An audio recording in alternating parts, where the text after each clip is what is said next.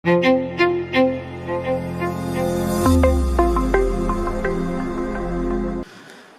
hamdalillah nahmaduhu wa nasta'inuhu wa nastaghfiruh wa na'udzu billahi min shururi anfusina wa sayyiati a'malina. Man yahdihillahu fala mudhillalah wa man yudlil fala hadiyalah. Amma ba'du.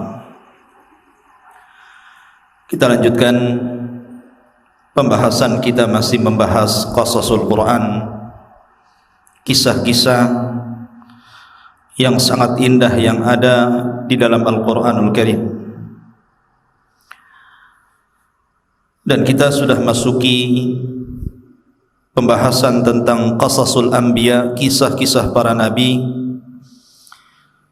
Pada minggu yang lalu kita sudah menjelaskan kisah Nuh alaihi salatu wassalam, kemudian kisah Nabi Hud yang merupakan rasul pertama atau nabi pertama dari kalangan nabi-nabi Arab. Dan pada pagi hari ini kita akan mengkisahkan kisah nabi kedua dari 4 nabi yang merupakan nabi Arab, yakni kisah Nabiullah Saleh alaihi salatu wassalam. Kita tahu bahwa Nabi Saleh diutus kepada kaum Samud, dan kaum Samud itu masih keturunan kaum Ad, tapi tentu kaum Ad yang saleh, yang baik-baik. Sebab seluruh kaum Ad dihancurkan Allah, tidak ada satupun yang hidup kecuali orang-orang yang bersama Hud yang beriman kepada Allah Subhanahu wa ta'ala. Nah, kemudian setelah Hud meninggal dunia, maka kaum Samud mereka tinggal di perbatasan antara Tabuk dan Hijaz. Kalau disebut Hijaz berarti Mekah dan Madinah. Kalau dari Madinah itu sekitar 350 km ke arah perkampungan Samud. Makanya Nabi SAW ketika bergerak membawa pasukan dalam perang Tabuk, maka Nabi SAW melewati perkampungan Nabiullah Saleh, Samud, yang disebut dalam Al-Quran kampungnya disebut Hijr. Makanya ada surah dalam Al-Quran disebut suratu Al-Hijr.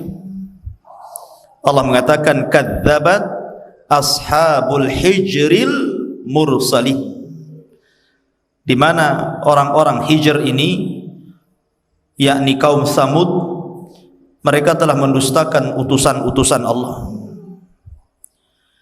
Ma'asyiral muslimin yang dimuliakan Allah Azza wa Jalla, disebutkan dalam surah Al-A'raf ayat 79 atau 73 sampai 79, Allah mengatakan, wa ila Samud akhahum salihan,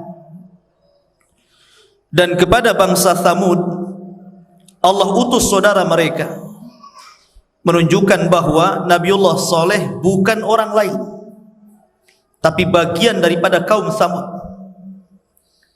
Sebagaimana Allah Subhanahu wa taala berfirman ketika mensifatkan Nabi sallallahu alaihi wasallam, laqad ja'akum rasulun min anfusikum, telah diutus kepada kalian seorang rasul, Nabi sallallahu alaihi wasallam, dari jenis kalian, dari kalangan kalian, yang namanya orang dari kalangan mereka. Tentu mereka paham sifat-sifatnya, paham kehidupannya dari kecil, remaja, dewasa, namanya hidup di situ. Jadi Saleh itu dikenal sejak kecil di kalangan bangsa Samud, karena Saleh itu saudara mereka. Qala ya qaumi ibudullaha ma lakum min ilahin ghairu. Ketika Nabiullah Saleh alaihi salatu wassalam diangkat menjadi nabi dan rasul, maka Saleh sebagaimana nabi-nabi yang lainnya mendakwahkan dakwah tauhid, sembahlah Allah. Tolong yang di belakang ributnya sampai ke depan suaranya. Jadi sebagaimana para nabi dan rasul mendakwahkan dakwah tauhid, maka Nabi Allah Saleh juga demikian. U'budullaha ma lakum min ilahin ghairuh. Sembahlah Allah, tauhidkan Allah, karena tidak ada sesembahan selain daripada Allah yang berhak disembah. Seluruh para nabi mendakwahkan dakwah tauhid. Begitu juga Nabi Allah Saleh alaihi salatu wassalam. Lah Nabi Saleh ini ikhwan adalah orang yang diharapkan oleh kaumnya sebelum dia diangkat menjadi nabi dan rasul untuk menjadi pemimpin mereka. Karena kebaikan akhlaknya, kecerdasannya, keadilannya dalam keputusannya, mereka mengharap Nabi Saleh itu menjadi pemimpin mereka. Tapi ketika Nabi Allah Saleh diangkat menjadi nabi, kemudian mendakwahkan dakwah tauhid, maka dari sinilah orang-orang Tsamud ini mulai mengingkari Nabi Allah Saleh, karena agama mereka menyembah berhala. Tiba-tiba Nabi Saleh mengingkari sesembahan-sembahan mereka dan mengajak hanya menyembah Allah saja.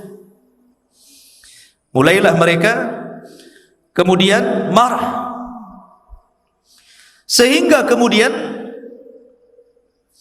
Allah mengatakan, ya qaumi ibudullaha ma lakum min ilahin ghairuh qad ja'atkum bayyinatun min rabbikum. Sungguh telah datang kepada kalian mukjizat, keterangan dari Rabb kalian. Sebagaimana di zaman Nabi sallallahu alaihi wasallam, ikhwan, Nabi itu selalu dituntut mendatangkan keanehan. Ketika orang-orang Quraisy tidak percaya dengan dakwah Rasul, mereka mengatakan, kalau engkau memang seorang nabi dan rasul, tampakkan mujizatmu. Maka kemudian Nabi SAW berdoa kepada Allah dan menunjuk bulan. Tiba-tiba bulan terbelah menjadi dua. Kurang apa lagi itu? Bulan terbelah menjadi dua. Lebih hebat dibandingkan Musa alaihi salatu wassalam yang hanya membelah lautan.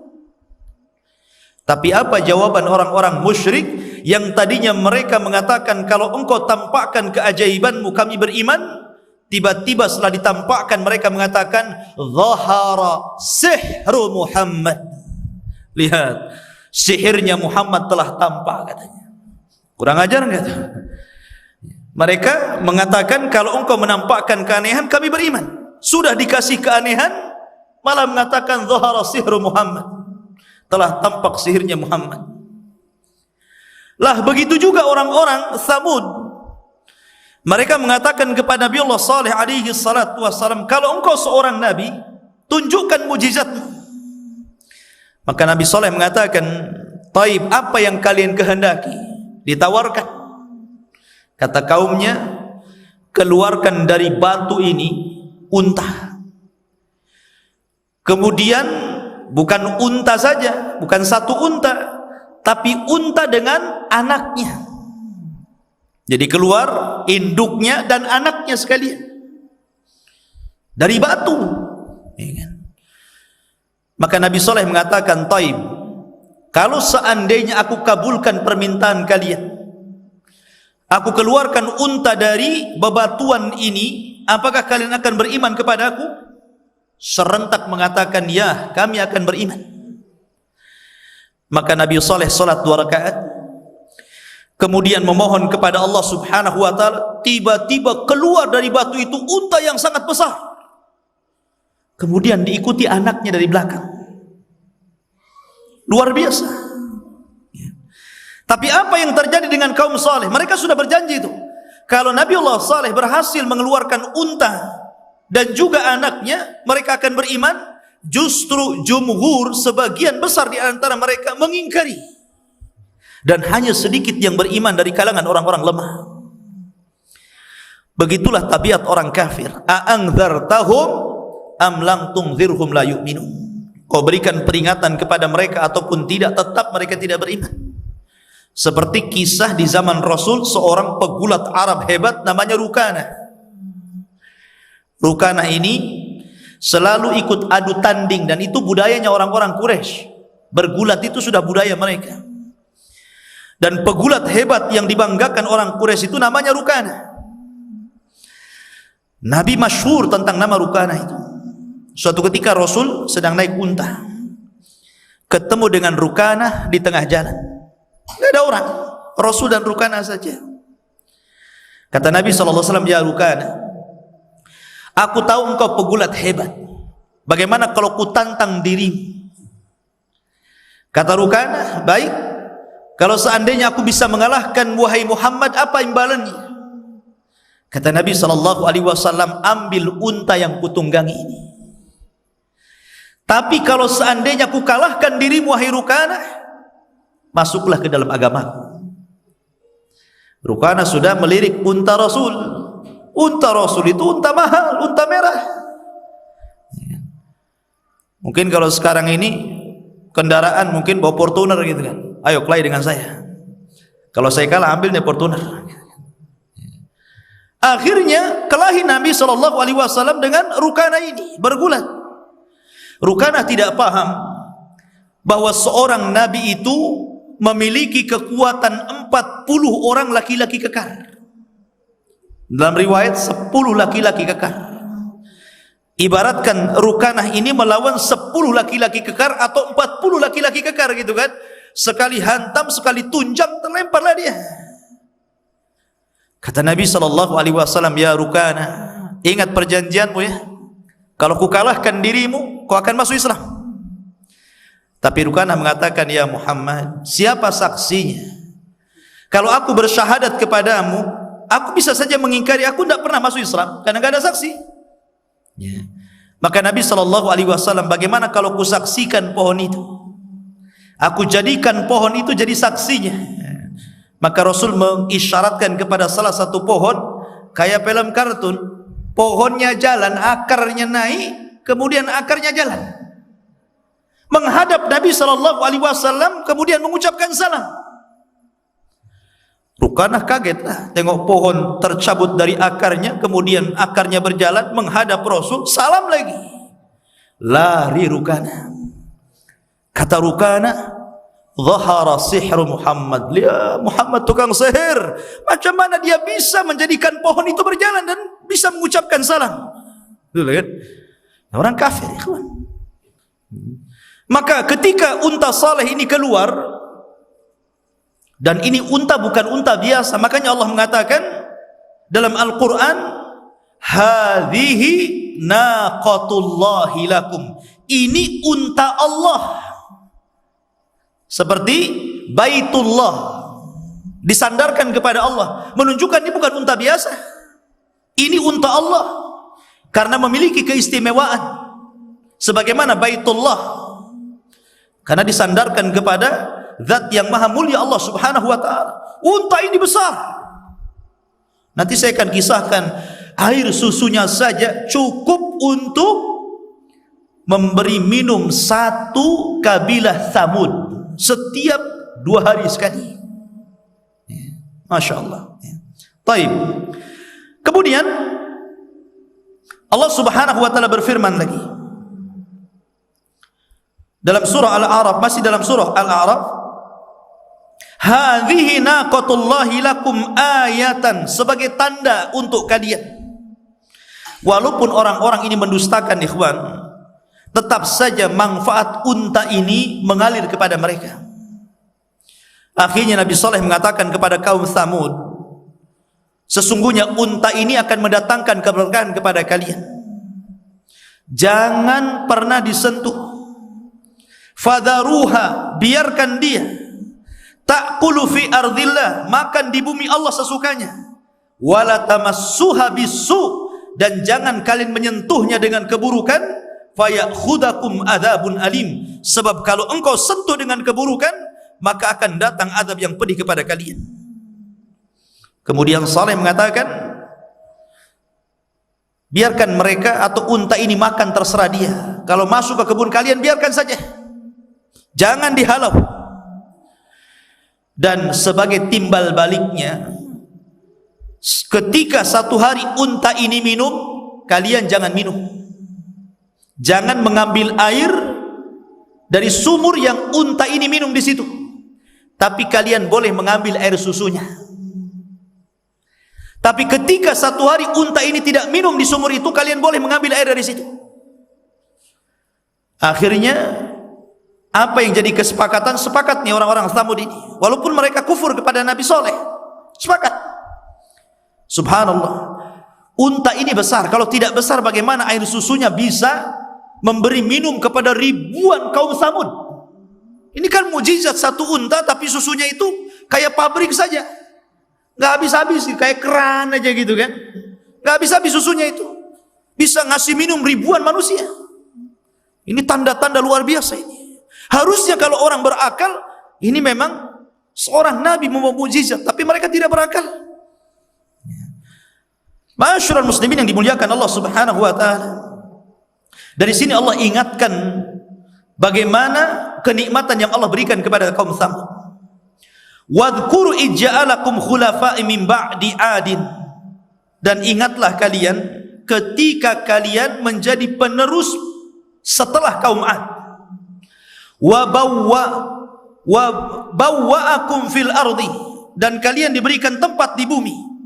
Tattakhiduna min suhuliha qusuran wa tanhitunal jibala buyutan fadhkuru ala Allah.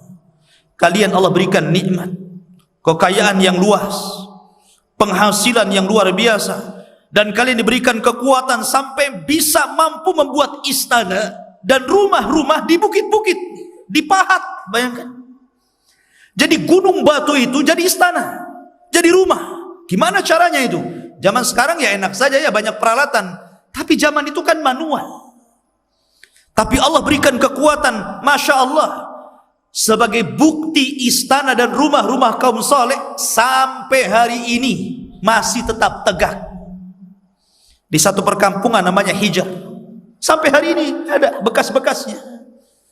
Istananya kaum Tsamud itu, rumah-rumahnya kaum Tsamud yang ada di gua-gua cantik, ya, memberikan nilai seni yang luar biasa yang tidak sanggup dibuat orang sekarang itu. Dan ini sebagai bukti Allah sisakan peninggalan mereka, kaum Tsamud ini. Kemudian Allah mengatakan fadhkuru ala Allah, ingatlah dengan kebesaran-kebesaran Allah, wala ta'tsaw fil ardi mufsidin, dan janganlah kalian merusak di permukaan bumi. Tetapi ikhwan, ada satu kisah, lama-lama mereka jenuh, sehingga ada seseorang, ada dua orang. Yang pertama, orang ini menaksir seorang wanita yang sangat cantik, tapi wanita cantik ini sudah dipengaruhi oleh syaitan. Kata wanita ini, kau boleh menikahi aku, tapi syaratnya kepala unta saleh. Kemudian yang satunya juga ada, dia mau menikahi seorang gadis, tapi orang tua gadis ini, neneknya ini, orang tuanya mengatakan perkataan yang sama. Kalau kau ingin menikahi putriku, kau harus membawa kepala unta saleh. Akhirnya dua orang ini sepakat, kalau enggak mereka enggak menikahi wanita cantik itu kan itu. Lihat, belum menikah saja perempuan itu bisa mempengaruhi, apalagi sudah menikah, lebih besar pengaruhnya kepada suami. Kalau suami mempengaruhi istri susah, tapi kalau istri mempengaruhi suami gampang. Ngomong saja tetangga begini bi, marah antum, kejar tetangga antum, ya kan? Karena begitulah, makanya Adam alaihi salatu wassalam dia memakan buah larangan karena pengaruh siapa? Pengaruh Hawa. Makanya hati-hati kalau antum yang belum menikah itu cari istri yang pengaruhnya positif. Jangan cari istri yang pengaruhnya negatif. Bahaya. Makanya banyak sekali di zaman sekarang suami-suami yang takut istri. Antum sendiri yang ngomong loh ya. Nah, dari sini ikhwafidin muliakan Allah Subhanahu wa taala, akhirnya yang dua orang ini sepakat untuk membunuh unta saleh, tapi mereka tidak langsung melakukannya. Subhanallah. Mereka datangi rumah-rumah kaum Tsamud minta pendapatnya. Di luar dugaan ikhwan, semua sepakat. Rupanya orang-orang yang kafir itu sudah jenuh rupanya. Memang mereka ingin, sudah sebel bahasa kita kepada Nabi Saleh dan ingin membunuhnya, tetapi belum ada penggeraknya. Jadi ketika ada dua orang ini menjadikan penggerak, sepakat semuanya. Makanya bahasa Al-Quran, fa'aqaruha fadzamzama alaihim rabbuhum bidzambihim ila akhiril ayat. Mereka menyembelih unta saleh, padahal yang menyembelih dua orang kan, tapi Allah mengatakan mereka. Maknanya karena satu kampung sepakat meridhoi dua orang ini untuk membunuhnya. Makanya bahasa Quran menggunakan mereka, padahal cuma dua orang. Ya. Akhirnya setelah disepakati para pembesarnya yang tidak suka dengan Nabi Saleh, bahkan seluruh kaum Tsamud kecuali orang yang beriman ikut setuju, gak apa-apa, bunuh saja. Maka mereka pun kemudian siap-siap untuk membunuh unta itu. Maka dua orang ditemani dengan orang-orang yang lain, jumlahnya 9 orang. Mereka sepakat untuk membunuh unta saleh. Akhirnya dibunuh betulan. Ketika unta itu sedang bermain-main di kebun, didatangi itu. Kemudian langsung diikat sana sini. Kemudian fa'aqaruha. Aqar itu artinya, maka unta itu ditusuk lehernya sini. Nyembelih unta beda dengan nyembelih kambing dan sapi ya. Kalau nyembelih kambing harus dirobohkan. Nyembelih sapi juga dirobohkan. Kalau unta nggak dirobohkan. Unta itu suruh duduk tenang, baru ambil belati, congkelek. Nah, gitu aja. Udah keluar sini, dah tunggu. Unta ini nggak mungkin lari. Dia diam sampai mati. Lain dengan kambingnya. Kambing juga tergantung pemiliknya. Kata para ulama, dosa itu mempengaruhi binatang. Salah satu, kalau antum berkorban, kemudian kurban antum ngamuk suka disembelih, jangan-jangan yang berkurban ini banyak dosanya. Ada sebagian ulama berpandangan seperti itu. Taib, intinya bahwa disembelihlah unta ini, tetapi anaknya lari. Anaknya ini nggak sempat ditangkap dan dibunuh, lari kemudian masuk ke dalam batu, tiba-tiba menghilang begitu. Dari sini ada terjadi khilaf ketika para ulama menjelaskan tentang binatang yang keluar dari perut bumi di akhir zaman, yang akan mengecap dan menstempel manusia dan bisa bicara dengan manusia. Ada yang mengatakan binatang yang keluar dari perut bumi itu adalah untanya Nabi Saleh. Maksudnya anak unta yang masuk ke dalam batu itu nanti akan keluar lagi di akhir zaman dan akan bicara. Itu satu pendapat. Walaupun pendapat yang kuat tentang binatang yang bicara di akhir zaman itu bukan unta Nabi Saleh, tapi binatang sendiri yang sangat besar, yang ketika muncul dari perut bumi, kepalanya nempel di awan padahal kakinya belum keluar dari bumi, saking besarnya. Dan dalam riwayat, walaupun riwayat ini dilemahkan, tangan kanannya membawa stempel cincinnya Nabi Sulaiman dan tangan kirinya membawa tongkatnya Nabi Musa. Jadi kalau dia orang yang beriman, stempel Nabi Sulaiman ini diketokkan di dahinya, maka akan keluar cahaya. Tapi kalau dia orang kafir, dipukulnya dengan tongkatnya Nabi Musa, maka akan hitam wajahnya. Sehingga ketika itu orang sudah tidak kenal lagi nama. Orang memanggil dengan sebutan mukmin dan kafir dan tidak ada yang tersinggung. Hei mukmin, mau kemana? Ya, mau ke sini Fir, gitu kan. Ya, jadi itu saja, nggak ada lagi nama itu. Cuman mukmin kafir mukmin, tapi nggak ada yang tersinggung. Nama-nama itu akan diangkat. Cuman mukmin kafir itu aja ngomongnya. Dan itu di akhir zaman ya. Kalau orang sekarang dibilang kafir marah itu biasanya. Orang kafir dikafirkan marah biasanya kan gitu. Apalagi bukan kafir. Ya. Jadi intinya maka anaknya unta Nabi Saleh ini masuk ke dalam perut bumi ini. Lah setelah mereka berhasil membunuh unta Saleh, mulailah mereka mengarah untuk membunuh Nabiullah Saleh alaihi salatu wassalam, karena unta sudah mati.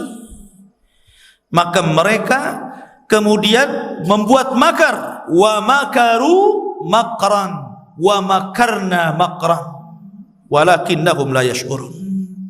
Mereka membuat makar, tapi Allah punya makar dan mereka tidak sadar. Sepakat mereka mengirim 9 orang ini untuk membunuh Nabi Allah Saleh. Karena mereka tidak punya keberanian, pengecut. Maka mereka ingin membunuh keluarga Saleh dan Nabi Saleh di malam hari. Mereka tidak punya keberanian. Tidak berani di siang hari, di malam hari. Maka yang 9 orang ini yang sudah berhasil membunuh unta Nabi Saleh, mereka pun mengintai Nabi Saleh di tempat di mana Nabi Saleh dan keluarganya jalan di situ. Akhirnya mereka sembunyi di bawah bukit. Ya. Ketika Nabiullah Saleh alaihi salatu wasallam dan keluarganya berjalan di situ, tidak mungkin mereka akan menyakiti seorang nabi. Intang surullah yang surukum. Mereka adalah para penolong agama Allah. Tentu Allah akan tolong Nabiullah Saleh. Maka tiba-tiba Allah gempakan gunung, tidak sadar batu-batu dari atas gunung itu gelinding semuanya. Akhirnya menimpa 9 orang ini mati sekaligus. Nabiullah Saleh alaihi salatu wassalam ketika itu sudah memperingatkan tentang siapapun yang membunuh unta ini, maka siap-siap dengan adab yang sangat pedih. Dan rupanya mereka memang sepakat untuk melakukan pembunuhan ini, walaupun mereka tidak langsung membunuh, tapi orang lain yang membunuhnya. Maka Nabi Saleh memberikan 3 hari kepada mereka akan datang azab Allah. Di hari pertama wajah mereka menguning. Di hari kedua wajah mereka memerah. Di hari ketiga wajah mereka menghitam, hitam semuanya, gosong. Mulailah mereka ketakutan. Ini azab apa yang akan menimpa kita ini? Dari situlah maka dimulai hari Kamis wajah mereka menguning, hari Jumat wajah mereka memerah, hari Sabtu wajah mereka menghitam, maka hari keempat hari Ahad ketika sebelum terbit matahari Allah subhanahu wa ta'ala merintahkan Jibril untuk berteriak. Maka berteriaklah Jibril sehingga pekikannya malaikat Jibril cukup membunuh seluruh kaum Samud. Tiba-tiba di pagi hari semua sudah menjadi bangkai di rumah-rumah mereka. Itu hukuman Allah subhanahu wa ta'ala kepada kaum Samud. Maka kemudian Nabi Saleh membawa para pengikutnya untuk pergi dari situ.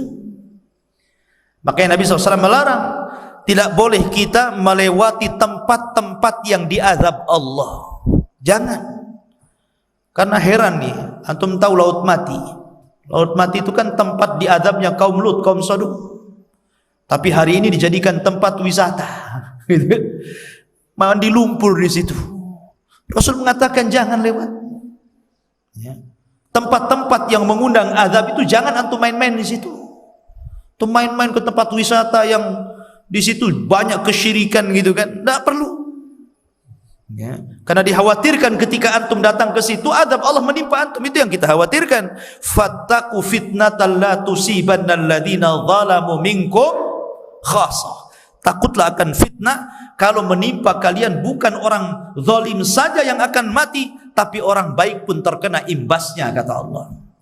Maka dari kisah Nabiullah Saleh alaihi salatu wasallam ada pelajaran besar, di mana kita harus mengikuti syariat Islam ini sami'na wa ata'na. Sebagaimana Nabi Saleh alaihi salatu wasallam mengajarkan kepada kaumnya, akibat tidak mendengar nabinya, akhirnya Allah kirim azab kepada mereka. Ini kan azab tidak mungkin ikhwan ditimpakan kecuali karena maksiat mereka. Di zaman Rasul pernah perang Uhud. 40 pemanah diletakkan di mana?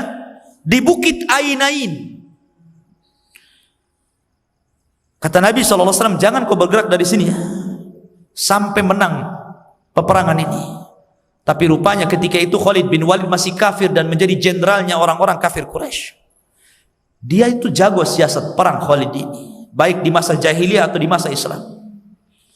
Ketika pura-pura kalah pasukan orang-orang kafir, kemudian harta ghanimah banyak dibawa, maka 40 pemanah ini ke bawah, ya, ikut mengejar musuh bersama orang-orang yang di bawah. Luar biasa Khalid, ikhwan. Antum kalau pernah umrah, Bukit Uhud itu lebar, tinggi, besar. Dari Madinah nampak Bukit Uhud itu. Macam mana Khalid bisa memutar balik, ya, mengelilingi gunung yang sangat besar dan panjang, kemudian bisa menempati tempat para pemanah kaum muslimin. Ini yang menjadi keajaiban luar biasa. Macam mana Khalid bisa, gitu loh maksudnya. Kalau bukan karena kecerdasan Khalid dalam berperang. Makanya ketika zaman Abu Bakar Siddiq radhiyallahu an, resmi Khalid diangkat jadi Kapolri. Dialah yang memimpin seluruh pasukan dan tidak pernah kalah dalam peperangan, sehingga tambatan hati kaum muslimin akhirnya sangat tertarik dengan Khalid, seolah-olah kalau Khalid jadi pemimpin perang pasti menang. Dari sinilah Umar bin Khattab tidak mau. Tauhidnya kaum muslimin rusak. Maka ketika Umar jadi khalifah, dipecat Khalid, digantikan Abu Ubaidah ibnul Jarrah. Bukan tidak ada alasan. Umar tahu kecerdasan Abu Bakar, memilih orang-orang yang tepat di posisinya. Tapi Umar ingin menyelamatkan akidah manusia. Kalau tetap Khalid menjadi panglima perang, maka akan mempengaruhi tawakal kaum muslimin. Mereka boleh jadi tawakal kepada Khalid dan tidak bertawakal kepada Allah. Ini kalau Khalid jadi pemimpin pasti menang. Nah, ini kan bahaya. Makanya Umar mencopot jabatan Khalid dan menggantikan dengan Abu Ubaidah ibnul Jarrah. Tapi pencopotannya tidak diketahui Khalid. Suratnya disembunyikan oleh siapa? Oleh Abu Ubaidah, supaya tidak mengacaukan perang. Coba. Umar memberikan surat pemecatan kepada Abu Ubaidah, tapi sama Abu Ubaidah disembunyikan tuh suratnya, sehingga seolah-olah dalam peperangan itu masih dipimpin Khalid.